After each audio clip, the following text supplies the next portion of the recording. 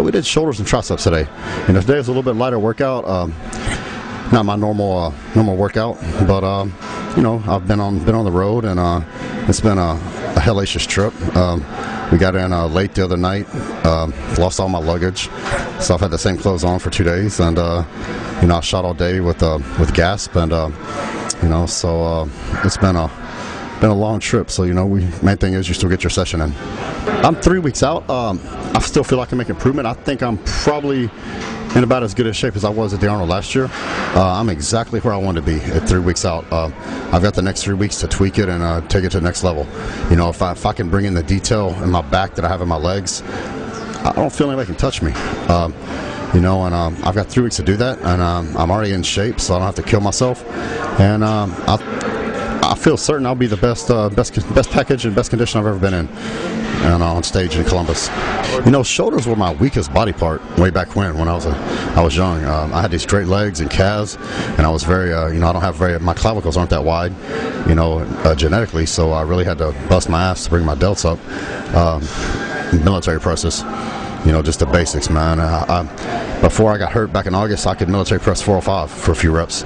You know, I'm back up to, I could do 315 for 15 reps again. And that's just, I think, contributed more than anything to my shoulder growth, plus doing side raises.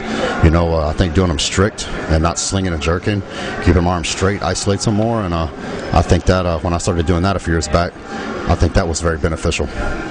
So it just takes time. It's taken me a long time to bring them up, but now I think shoulders are up there with the chest and the legs. You know, Gold's Gym just isn't my place, man. It's not the hardcore place that it used to be. You know, bodybuilding was born here at this gym, but over the years, you know, it's kind of become something else. I know back in probably the 90s, 80s, and of course the 70s, it was the mecca of bodybuilding for the world. But I feel Metroflex is more of a mecca of bodybuilding than this place is now. It's full of a lot of, you know, how many bodybuilders are in here at any given time, you know? It's just it's not my kind of place, you know. Honestly, it's just a little too weird for me. So you know, people they don't respect your workout, you know. Like I'm sure back in the day they did, but you know, people want to talk to you in the middle of your set. They want to, you know, interrupt you. There's no from what I can see, very little gym etiquette, you know. So it doesn't matter how hard you're busting your ass.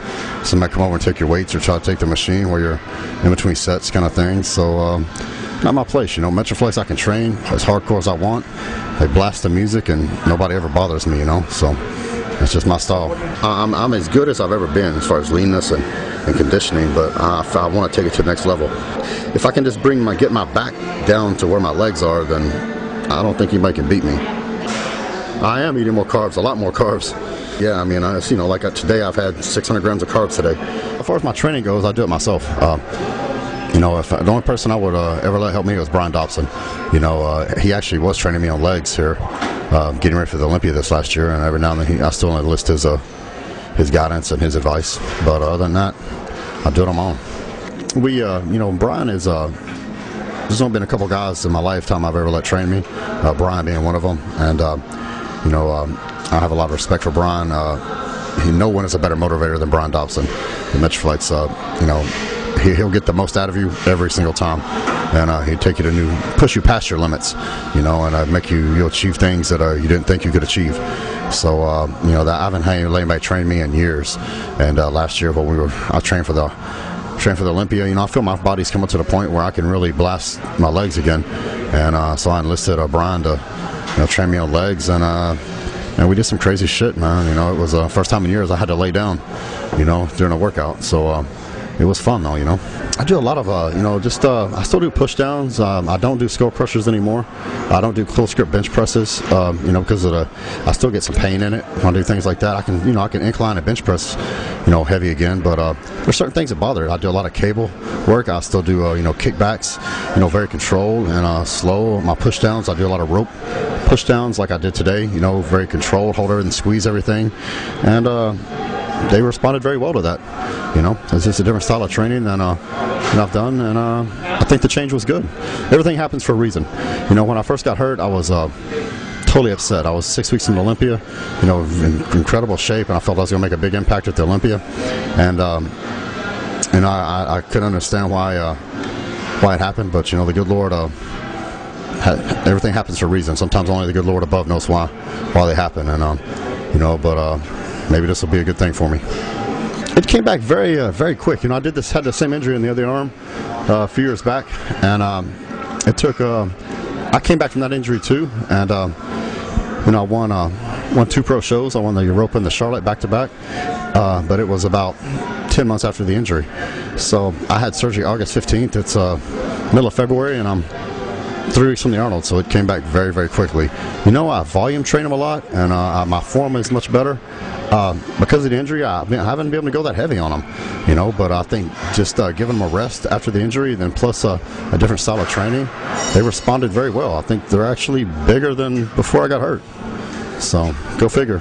I do my own diet, you know, and I know my body. No one knows my body better than me, you know what I'm saying?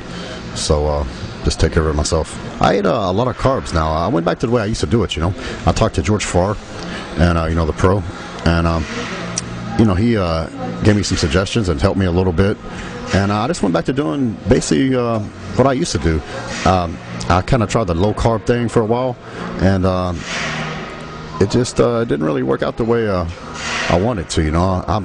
Like today, I've had almost 600 grams of carbs today, you know, so during the shoot today and everything. So, and I look like this, you know, so, you know, I feel better, I look better, my strength is better, and I think it's just the way I used to do it when I was younger, you know, and I kind of tried the low carb, you know, higher fat thing, and it works, but you never come in full, you know. You can get lean, but you never come in like 100%, you know.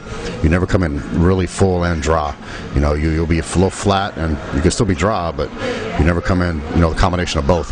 So, you know, this is totally working out for me. You know, this is I'm just going back to the way I used to do it, you know, just to the basics. You know, it just makes, you know, my training is basic. I do the basic exercises, you know, the building blocks that I've always done. So same thing with the diet, you know. This is how I used to do it. Even as a teenager, when I won like the teenage nationals, man, I had striated glutes, and I was ripped, you know. I had striated lower lats, all this stuff, and I was a kid. And I was thinking back, I was like, I ate carbs back then, and I had a lot of carbs. So I just went back to what I used to do, and it works.